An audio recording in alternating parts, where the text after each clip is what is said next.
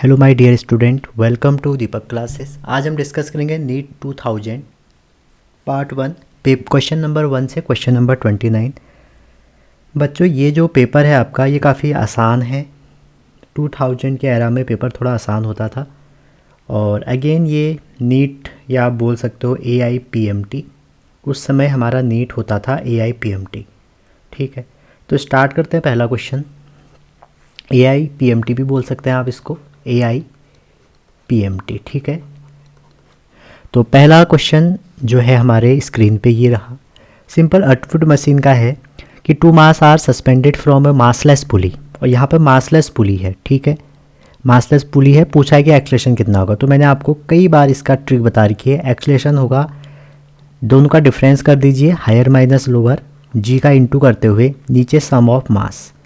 ठीक है, आप इस पर FBD लगा सकते हैं, लेकिन क्यों अपना टाइम वेस्ट करना, और क्वेश्चनों पे लगाइए दिमाग जहाँ पर लगने वाला है। ठीक है, अगर ये कैसे आया आपको देखना है, FBD लगानी देखनी है, तो आप प्लेलिस्ट में जाइए, वहाँ आपको न्यूटन लॉज ऑफ मोशन करके FBD के अलग से एक वीडियो होंगी, देख सकते हैं। तो यहाँ पे 10 ज़्यादा है, तो हमें निकालना है क्या इसमें एक्सलेशन, तो ऊपर वाले में रख देते हैं 10 - 5। ठीक है, ओवर हायर माइनस लोअर करना है, नीचे तो हो जाएगा ऐड 15 × 10। इसको आप देखेंगे तो ये हो जाएगा 5/10, 15 × 10, तो 5 से कट गया 3 बार। ठीक है, अच्छा जी की वैल्यू हमें नॉर्मली निकालनी है, जी की वैल्यू रखी नहीं है, तो आंसर क्या हो जाएगा, G/3। सेकेंड क्वेश्चन है, body of mass M hit of wall at 60 degree and return at same angle, the impact that time was 0.2। जब हिट हुआ उसका इम्पैक्ट टाइम 0.2 है, तो calculate the force exit on the wall. तो आपको wall पे वो निकालना है। अब आप देखिए ये 60 है, तो अगर आप इसको ये एक्स एक्सिस खींचते हैं तो ये वाला कितना हो जाएगा, 30 डिग्री, और अगेन ये भी हो जाएगा 30 डिग्री। ठीक है, आपको ये 60 दिया है, ये 60 दिया है, ये वाला 30 हो जाएगा, टोटल 90 है। तो जब आप इसमें निकालेंगे, आपको निकालना क्या है, फोर्स। तो फोर्स इक्वल टू क्या होता है, फोर्स इक्वल टू होता है चेंज इन मोमेंटम, dP/dt, या आप बोल सकते हो ΔP/ΔT। तो बच्चों आपको टाइम अगर आप देखें तो दिया है 0.2, तो अगर आप यहाँ पे चेंज इन मोमेंटम निकाल दें तो आपका कहानी आ जाएगी। तो इस वाले को कंपोनेंट रिजॉल्व करें तो क्या हो जाएगा, mu cos थीटा, इस साइड करें तो mu cos थीटा। तो चेंज इन मोमेंटम कितना हो जाएगा, पहले वाले पार्टिकल का mv cos 30, और जब ये इस साइड जाएगा, ठीक है, यहाँ से जब हमने इसको ब्रेक किया, ये ऐसे ब्रेक होगा, तो ये minus negative of mv cos 30। ठीक है, 30, तो ये हो जाएगा 2mv cos of 30, minus minus plus हो गए, cos 30 की वैल्यू √3/2, तो आप इसमें वैल्यू रख सकते हैं 2, और मास दिया है आपको 3 kg, इंटू वेलोसिटी दी है 3 kg hit over 60 degree at a same angle, और body 3 kg hit over 60 degree return at a same angle, the impact in the force exit. अच्छा, वेलोसिटी यहाँ लिखी है इन्होंने। ठीक है, तो ये हो गया 10, और cos ऑफ 30 हो जाएगा √3/2, इस 2 से 2 कैंसिल हो जाएगा, तो ये हो जाएगा 30√3। ठीक है, तो यहाँ पर जैसे आप रखोगे 30√3/0.2, तो इसको आप सॉल्व कर लीजिए, आपका जो आंसर आएगा 150√3, ये वाला बनेगा। ठीक है,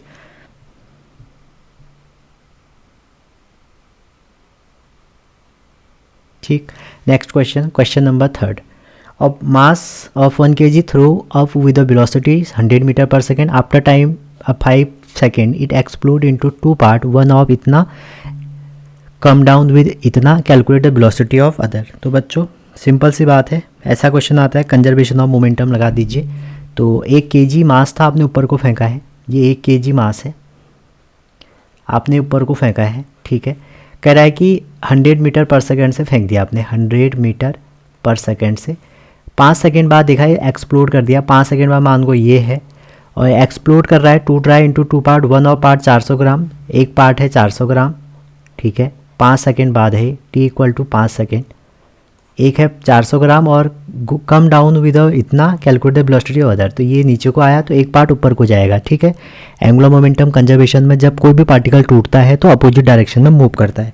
तो जैसे आप इस पर कंजर्वेशन ऑफ मोमेंटम लगाएंगे, ठीक है, तो ऊपर की साइड लगा दीजिए, तो कितना हो जाएगा, 1 × कितना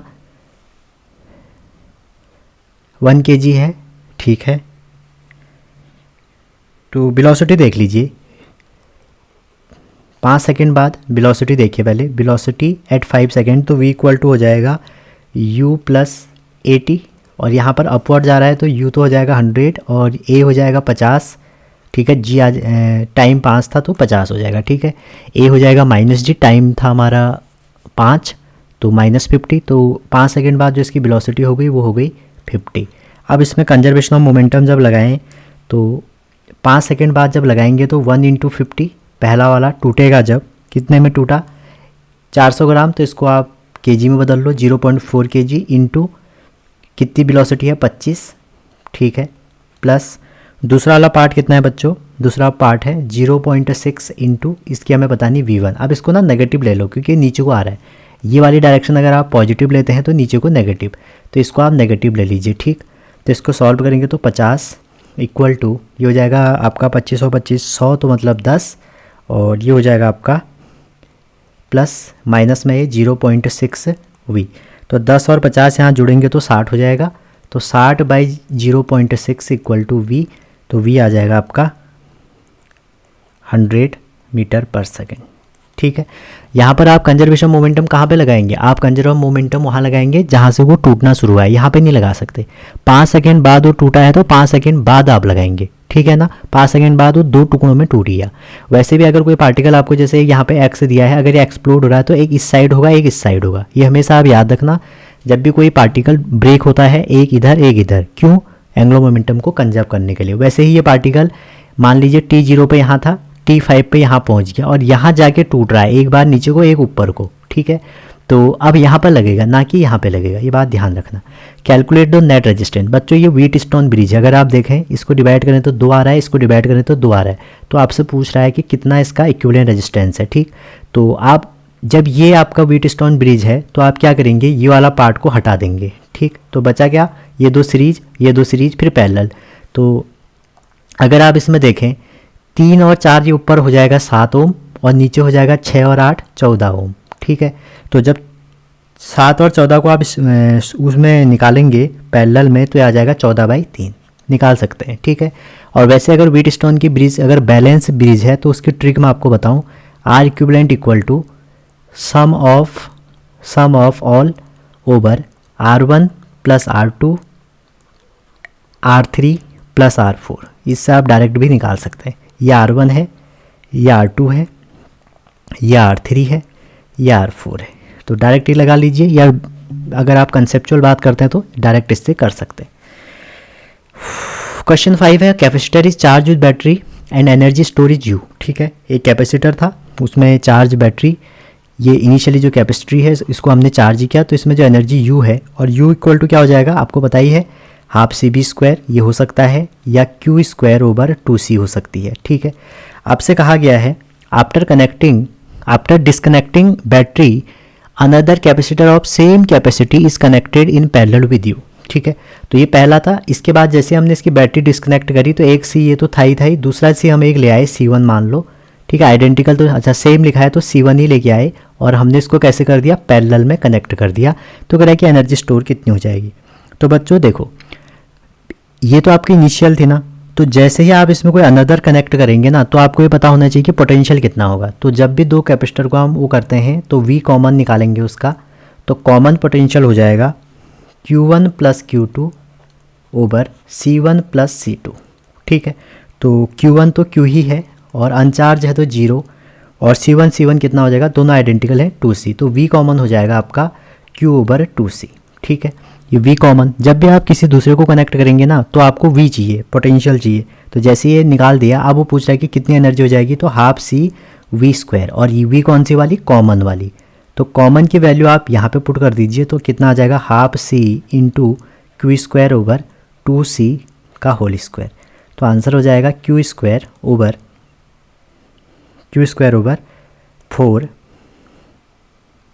8 हो जाएगा, 8C², और यहाँ पे कितना था, Q²/2C। तो अगर ये U है तो ये U का 4 1/4 है, ठीक है।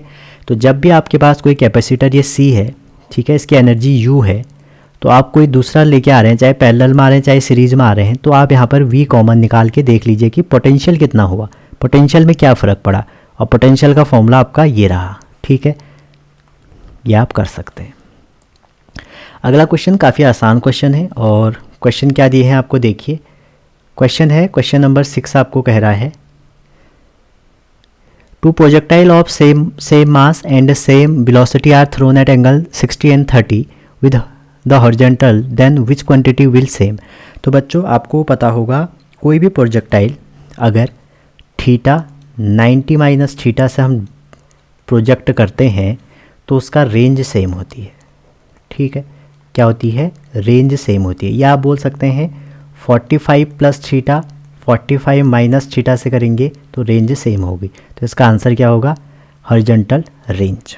ठीक है, रेंज मैक्सिमम कहाँ पे होगी, रेंज मैक्सिमम हो गया आपकी 45 पे, क्योंकि जो रेंज का फॉर्मूला होता है ना वो होता है u square sine 2 theta over g। तो ये मैक्सिमम कब होगा, जब ये हमारा 2 थीटा क्या होगा, 2 थीटा हमारा 90 होगा, तो थीटा 45। और mass performing vertical circular motion then the average velocity of a particle is increase then at which point the string will break. तो बच्चों इसमें कह रहा है कि कहाँ पर आपका स्ट्रिंग ब्रेक हो जाएगी। ठीक है, तो आप देखो कि टेंशन सबसे ज़्यादा कहाँ पर होगा, जहाँ पर टेंशन ज़्यादा होगा वहाँ पर ब्रेक होने के चांस ज़्यादा है। तो इसका करेक्ट ऑप्शन बी है, साफ साफ दिख रहा है। अगला कह रहा है for a given circuit x निकालना है आपको। एक्स क्या होगा, देखिए इक्वेशन क्या लिखी है, 6c11 प्लस 5b11, नहीं प्लस नहीं है, एरो है, arrow 5b11 plus beta plus x. ठीक है, तो आपसे कह रहा है कि एक्स क्या है यहाँ पे। अब आप देखिए यहाँ पे इस क्वेश्चन में देखिए, इजी क्वेश्चन है।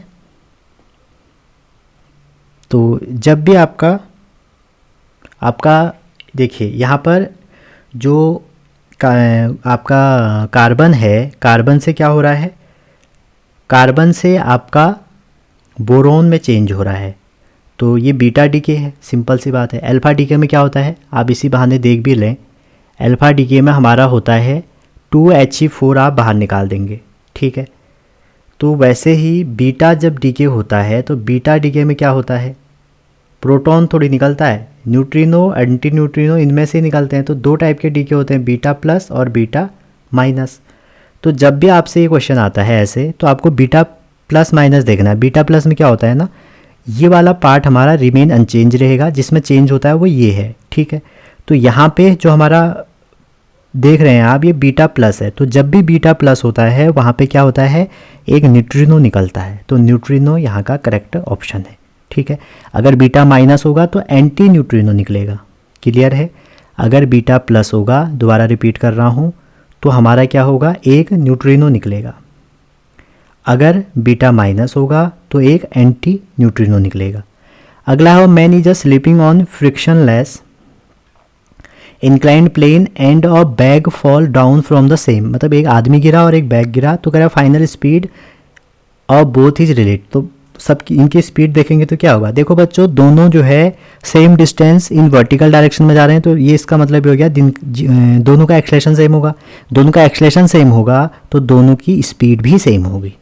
तो इसमें स्पीड सेम वाला ऑप्शन थर्ड वाला है। ठीक है, क्वेश्चन नंबर 10 में चलते हैं। क्वेश्चन नंबर 10 कह रहा है आपसे a body 72 Newton move from surface of earth at a height of radius of earth, the gravitational force act on it. तो कह रहा है कि वेट जो है बंदे का एफ जो है एफ इक्वल टू mg से आप कह सकते हैं वेट 72 न्यूटन है। लेकिन आपसे कह रहा है कि हाइट के हिसाब से उसमें वेरिएशन आ रहा है। तो हाइट के हिसाब से जी में वेरिएशन क्या आ जाता है, g r over r plus h का स्क्वायर। ठीक है, ये हाइट की वजह से वेरिएशन है जब अर्थ की डिस्टेंस से ऊपर जाएंगे। अब वो कह रहा है कहाँ गए, height half of the radius. तो इसका मतलब है g r over r plus r by 2।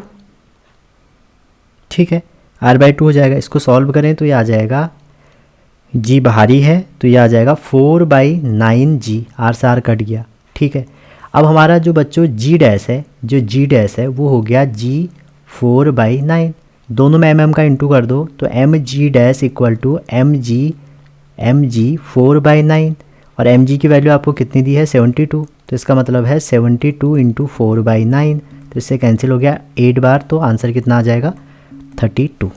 ठीक है, तो 32 इसका सही हो गया।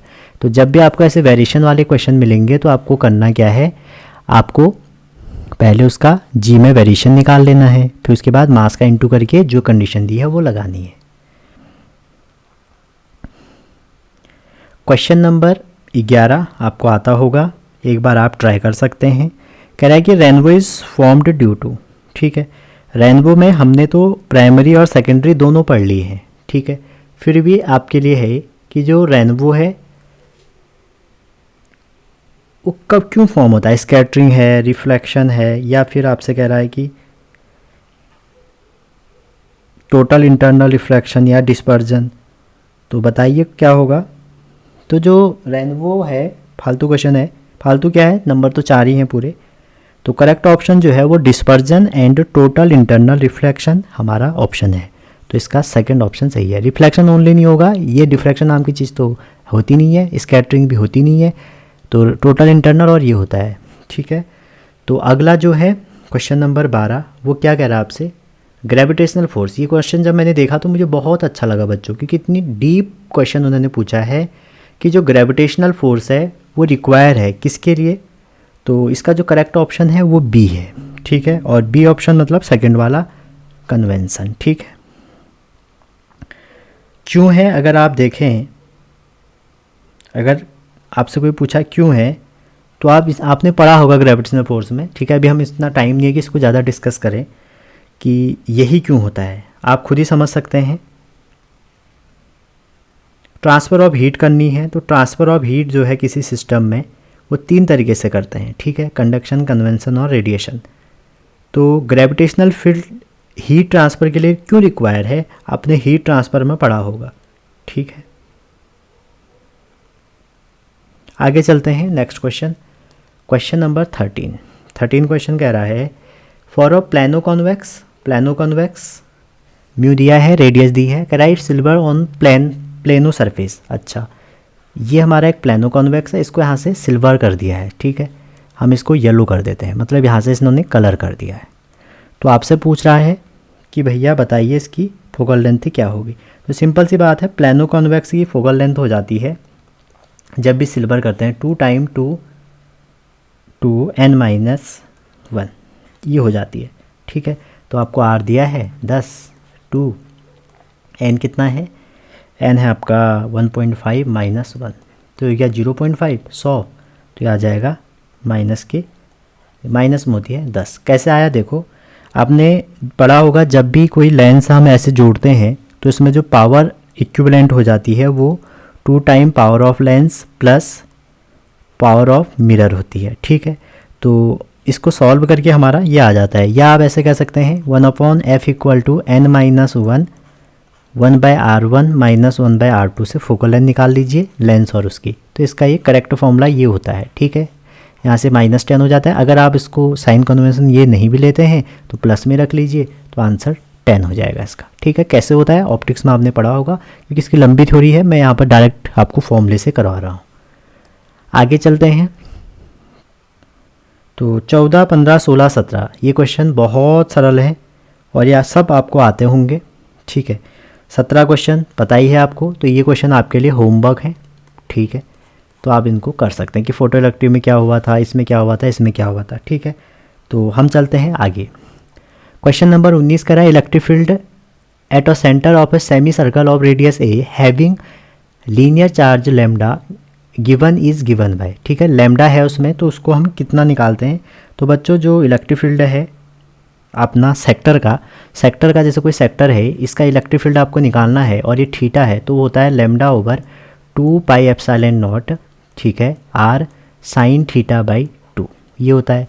अब यहाँ पे क्या है, ये हमारी सेमी सर्कल है, तो थीटा कितना रख दोगे, यहाँ पे थीटा रख दोगे पाई, तो यहाँ पे जैसे ही रखोगे λ/2πε0 r हमें a दी है यहाँ पे, sin π/2 मतलब 90, और sin 90 1 हो गया, तो हमारा करेक्ट ऑप्शन क्या हो गया, λ/2πε0 a, ठीक है। तो तो लैम्डा ओवर पाई ऊपर नहीं होना चाहिए, 2 पाई एप्सिलॉन नॉट ए। ठीक है। Question number 20 direct formula based question है। तो जब भी हम रिवर बोर्ड सिस्टम पढ़ते हैं तो उसमें जो टाइम होता है वो कितना हो जाता है, यू और वी का ऐसे इनिशियल और फाइनल का स्क्वायर। ठीक है। डी यहाँ पर उनकी डिस्टेंस है, ये डी यहाँ पर डिस्टेंस है और यू भी हमें दे रखी है।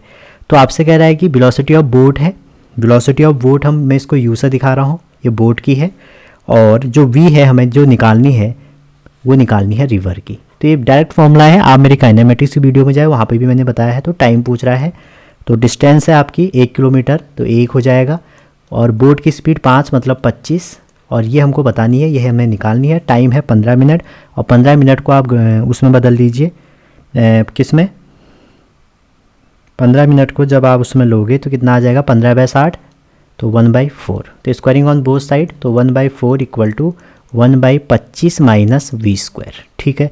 क्रॉस मल्टीप्लाई कर लीजिए, वी आपका 3 आएगा यहाँ से, तो देखेंगे 25 से, हाँ 3 आएगा। ठीक है, 3 किलोमीटर पर आवर।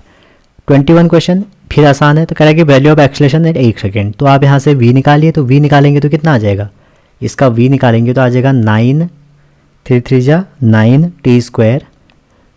एक बार डिफ्रेंशिएट करना है, 14t प्लस 14। फिर अगर a निकाल दें तो a हो जाएगा 18t प्लस 14। अब एक पे निकालना है तो इसमें एक रख दीजिए, तो आंसर आ जाएगा 32। ठीक है, निकाल सकते हैं क्योंकि आपको पता है s equal to ds over dt equal to velocity और dv over dt equal to acceleration. ठीक, नेक्स्ट क्वेश्चन में चलते हैं। Question number 22। A charge is situated at a corner of cube. ठीक है, चार्ज जो है आपका सिचुएटेड है एक क्यूब के कॉर्नर पे। वैसे मैं आपको बताऊं, कल को मैं इलेक्ट्रिक फ्लक्स करके जेई के सेशन में क्लास 12 में एक वीडियो आने वाली है, उसमें आपको क्यूब के सारे केस मिल जाएंगे।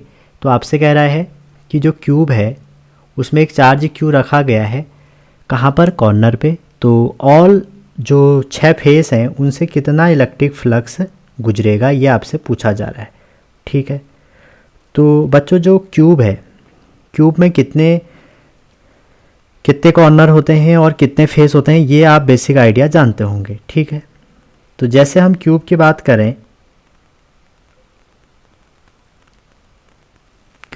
करें तो यहाँ पर 6 फेसों से कितना गुजरेगा कह रहा है। तो हमारा टोटल कॉर्नर कितने हैं, 8 हैं। तो ऑल फेसों से निकलने वाला जो फ्लक्स हो जाएगा Q ओवर 8 एप्सिलॉन नॉट हो जाएगा। इस इजी क्वेश्चन था, मैंने बहुत अच्छे से ये उसमें बता रखा है, आप देखना सारे केस डिस्कस कर रखे हैं ताकि कोई फंसे ना। कह रहा है कि for adjoint figure 23 the magnetic field at a point P will be. अच्छा, इन दोनों की वजह से मैग्नेटिक फील्ड निकालना है। तो मैग्नेटिक फील्ड किसी भी, जैसे ये वायर है ना, इस वायर से यहाँ पे अगर आप मैग्नेटिक फील्ड निकालना है तो उसकी वैल्यू होती है mu naught i over 2 pi r. ठीक है, तो यहाँ पर अगर आप 5a से निकालेंगे तो 5a मान लो ये पहली है, पहली की वजह से निकालोगे तो B1 हो जाएगा आपका म्यू नॉट। ठीक है, अच्छा नंबर ऑफ टर्न दिए हैं, नहीं दिए हैं, तो करंट है 5 तो 5 हो गया ओवर 2 तो 2 ही रहा, पाई रहा, और R कितना है 2.5। और B2 निकालें अगर इस वाले की वजह से तो हो जाएगा 2.5 I की वैल्यू म्यू नॉट ओवर 2 पाई, और R की वैल्यू कितनी है बच्चों, R की वैल्यू भी 2.5 हो जाएगी क्योंकि टोटल डिस्टेंस कितनी देर की है 5, इतनी 2.5 है तो इतनी भी 2.5 हो जाएगी। ठीक है, आप देखो इसमें करंट ऊपर को है तो इसकी जो मैग्नेटिक फील्ड की डायरेक्शन होगी इस पॉइंट पे, वो कहाँ क्या होगी, क्रॉस होगी। और इस वाली की देखो, इस साइड देखोगे तो इसके लिए क्या हो जाएगी, डॉट हो जाएगी। ठीक है, अब आपसे कह रहा है कि रिजल्टेंट मैग्नेटिक फील्ड क्या होगी। ठीक, तो रिजल्टेंट मैग्नेटिक फील्ड जिसका मैग्नीट्यूड ज़्यादा होगा उसका होगा, मतलब ये करंट 5 एम्पियर है तो इसका मैग्नेटिक फील्ड भी ज़्यादा होगा, तो इसमें क्रॉस वाला आंसर होगा। अब इसको आप सॉल्व कर लीजिए तो आंसर जो फाइनल होगा वो होगा B1 का ही साइन रहेगा, तो B2 को हम पलट देंगे, तो डॉट को जब हम चेंज करते हैं क्रॉस में तो माइनस से करते हैं, तो मैंने माइनस कर दिया तो क्रॉस में रहेगा। ठीक है, तो यहाँ तो ईजी है, इससे कट गया, और इसमें अगर आप देखें तो ये इससे कटेगा लेकिन ऊपर 0 तो म्यू नॉट, तो इसका आंसर आएगा म्यू नॉट ओवर 2 पाई, तो इसका क्रॉस होगा, थर्ड वाला होगा।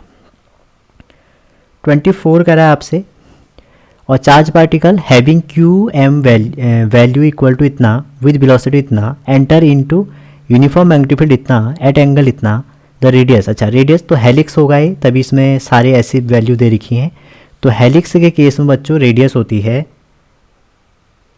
एम वी, ठीक है, m v sine theta over q B.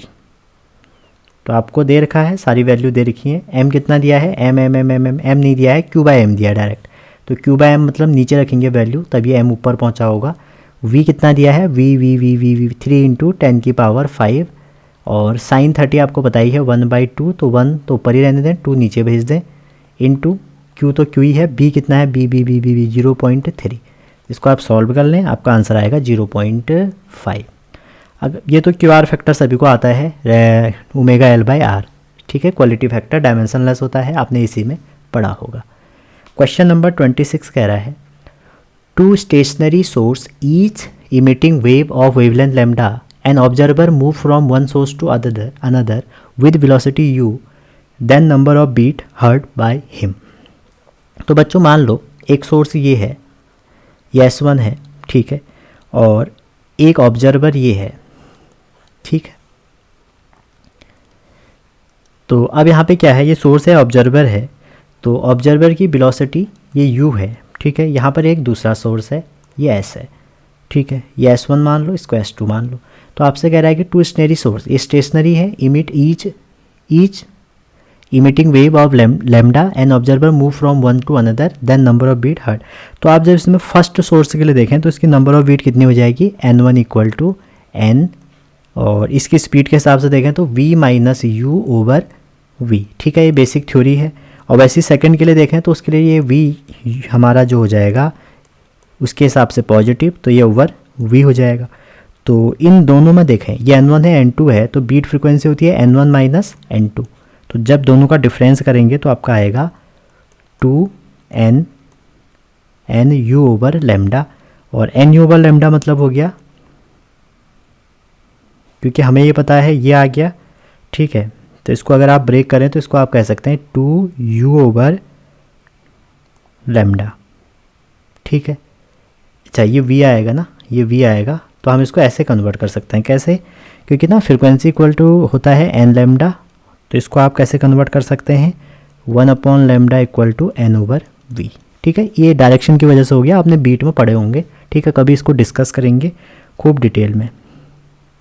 अगला क्वेश्चन है 27, a spring is cut into 3 part, अच्छा 3 पार्ट में काट दिया, having fundamental frequency n1 n2 n3, then original fundamental frequency related as. तो n कैसे होगा, देखो बच्चों लेंथ जो होगी, अगर आपने काट दिया कोई स्प्रिंग है उसको आपने 3-4 पार्ट में काट दिया, तो l क्या हो जाएगी, l इक्वल टू हो जाएगा L1, 3 पार्ट कह रहा है तो L2 L3 ये हो जाएगा।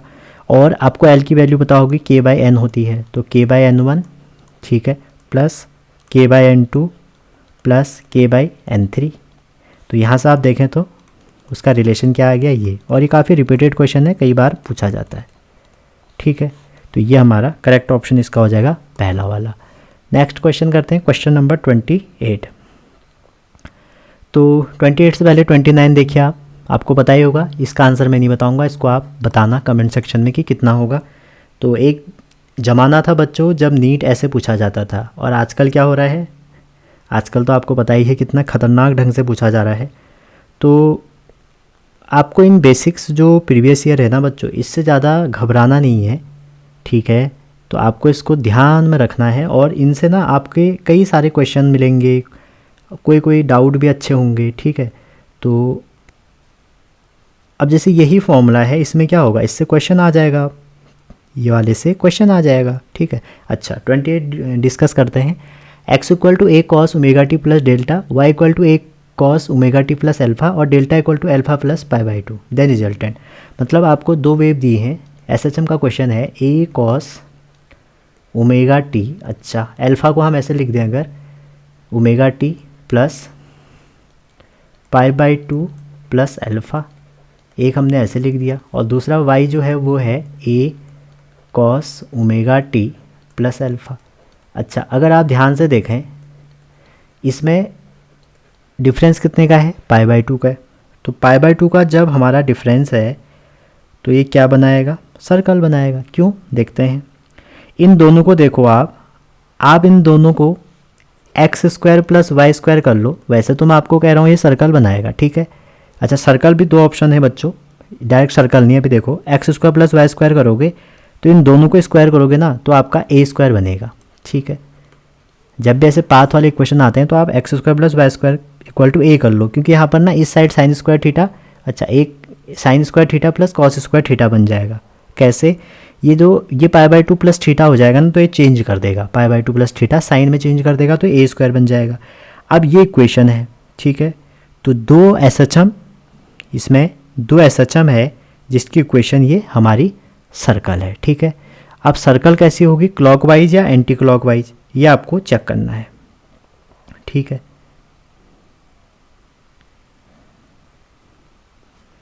तो इसका आंसर तो क्लॉकवाइज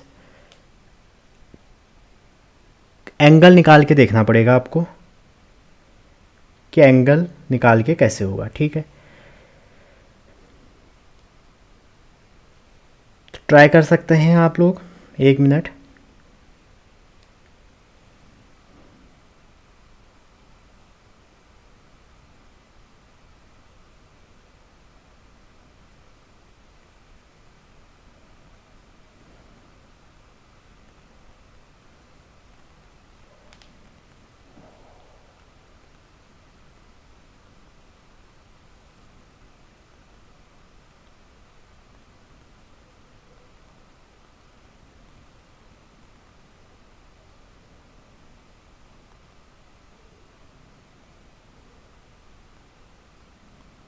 ठीक है, आप ट्राई करना अगर आपको नहीं आया। इसका आंसर एंटी क्लॉकवाइज सर्कल होगा, और कैसे होगा आप मेरे को बताएंगे कल जब मैं सेकंड पार्ट करूँगा, फिर इसको डिस्कस कर दूँगा। ये आप समझ होंगे ए स्क्वायर, ठीक है। ये एस एच एम की कहानी है। अगर आप एस एच एम की पूरी कहानी देखना चाहें तो मैं आपको एक बार बता देता हूँ, ठीक है। एस एच एम में बच्चों क्या है, ये क्वेश्चन आते हैं, एक बेसिक फंडा है आपको आना चाहिए, वो ये है, ये आप मेरे को बताओगे कि डायरेक्शन कैसे निकलती है, ठीक है। तो एस एच एम में एक हमारी छोटी सी कहानी है, वो ये है कि जैसे को आपको दो वेव दिए हैं, ठीक है, उसमें फ्रीक्वेंसी भी दी है, तब आपको इक्वेशन से पहचान में आ जाएगा। कैसे देखें,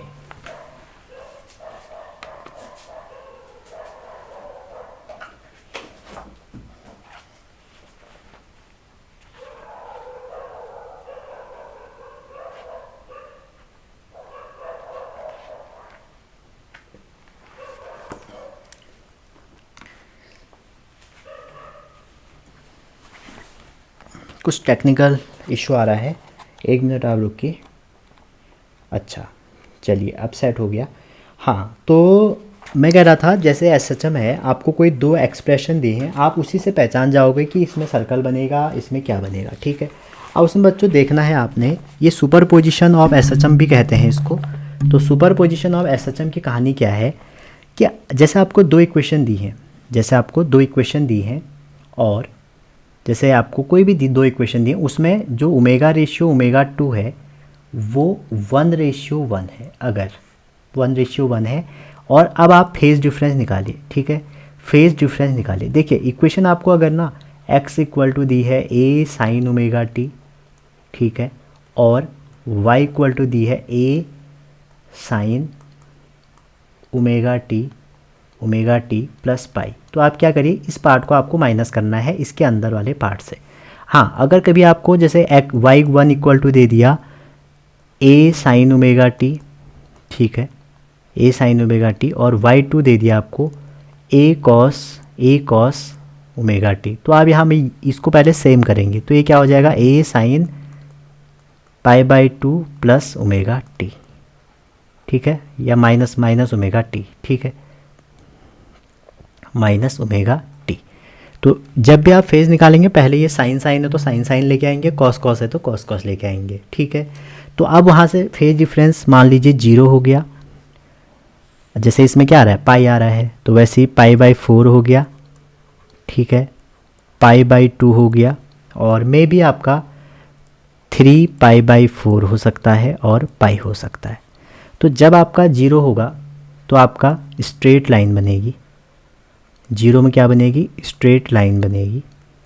π/4 हो या 3π/4 हो, इन दोनों में एक ही बनेगी, और जिसका नाम है बच्चों ऑब्लिक्यू इलिप्स बनेगा, इलिप्स लेकिन ऑब्लिक्यू इलिप्स बनेगा।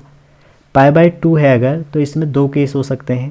पहला, अगर एम्पलीट्यूड सेम है, मतलब उनका आगे का एम्पलीट्यूड सेम है, अगर ये A1 A2 हैं ये सेम है अगर, तो हमारा सर्कल बनेगा, और अगर सेम नहीं है तो हमारा इलिप्स बनेगा। ठीक है, तो इसको देख के ही मैंने इसको बता दिया था, क्योंकि इसमें ना एम्पलीट्यूड सेम था, देखिए, और ये cos ωt+φ था और ये cos ωt+α था, और अल्फा दिया था α+π/2, तो π/2 का फेज था, तो मैंने सर्कल कह दिया। लेकिन एंटी क्लॉकवाइज क्यों कह रहा हूँ मैं, ठीक है, ये आपको बताना है। देखो बच्चों, इसमें ना XY कर्व है, XY कर्व में हमारा +π/2 करेंगे ना, तो साइन 90 - θ समथिंग आएगा ना। अगर आप इसको y = चलो कल बताऊंगा मैं इसको, अभी नहीं बताऊंगा, आप खुद सोचेंगे कि एंटी क्लॉकवाइज क्यों हुआ। ठीक है, तो अभी तो मैंने सर्कल बता दिया क्यों, इसके बेसिस पे। अगर ये होता है ये, अगर पाई आ जाता है तो पाई में भी स्ट्रेट लाइन होता है। ठीक है, तो आपको याद क्या करना है कि अगर फेज डिफरेंस, अगर आपका फेज डिफरेंस क्या आ जाए, फेज डिफरेंस कितना आ जाए, 0 आ जाए, ठीक है, पाई आ जाए, तो आपका स्ट्रेट लाइन बनेगा, स्ट्रेट लाइन बनेगा। और अगर आपका फेज डिफरेंस π/4 आ जाए या 3π/4 आ जाए, तो आपका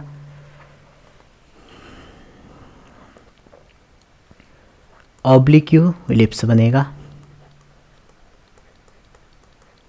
और वहीं आपका अगर फेज डिफरेंस π/2 आ जाए, तो उसमें दो केस हैं बच्चों, आपको एम्पलीट्यूड देखना पड़ेगा, अगर बराबर हैं तो सर्कल, और नहीं है तो आपका इलिप्सवा बन जाएगा। और ये कंडीशन कब लगेंगी, ये कंडीशन तब लगेंगी जब ω1/ω2 जो है 1/1 है। फेज डिफरेंस निकालना मैंने आपको बता दिया, जैसे कोई wave y1 = a sin ωt लिखी है, तो y2 = a, ये भी सेम होना चाहिए, अगर नहीं है तो पहले उसको करो, sin ωt+π/2 लिखा है, तो आप क्या करिए, ये वाले पार्ट में इसको इससे माइनस कर दीजिए। पूरा पार्ट है जो बच्चों, इस पूरे पार्ट को आप यहाँ से माइनस कर दीजिए, तो आपको फेज डिफरेंस मिल जाएगा। ठीक है, ये वाला फेज है अगर ये सेम है। ठीक, अगर आपका ये ω1 ω2 1:1 नहीं हो गए, यहाँ पर तो ω एक ही है ना, अगर ω1/ω2 आपका 2:1 आ गया, ठीक है, तो 0 पाई के केस में आपका बनता है फिगर ऑफ 8, ठीक है, 8 की तरह बनता है ऐसे, एक बार ये जेई में पूछ लिया गया है। अगर π/4 3π/4 में होगा तो उस केस में बनता है डबल पैराबोला।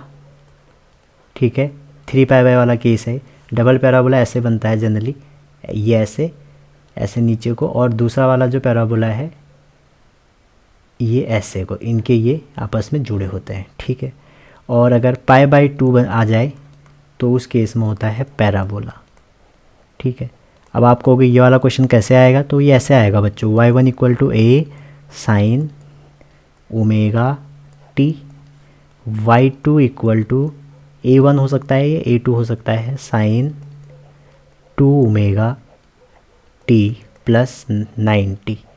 तो इस केस में जो बनेगा तो वो बनेगा पैराबोला। और यही क्वेश्चन अगर 2 नहीं होता यहाँ पे तो बनता, एम्पलीट्यूड अलग अलग थे, इलिप्स। ठीक है, तो ये आपका ये वाला क्वेश्चन था। आप जो मेरे को ये बताएगा कि इसका एंटी क्लॉक ये वाला ऑप्शन क्यों है, सर्कल तो आप समझ गए होंगे कि सर्कल ही होगा, लेकिन यही क्यों होगा आप ही मेरे को बताएंगे, तब मैं मानूंगा कि आपको कुछ आता है और आप एग्ज़ाम निकालने के काबिल हो।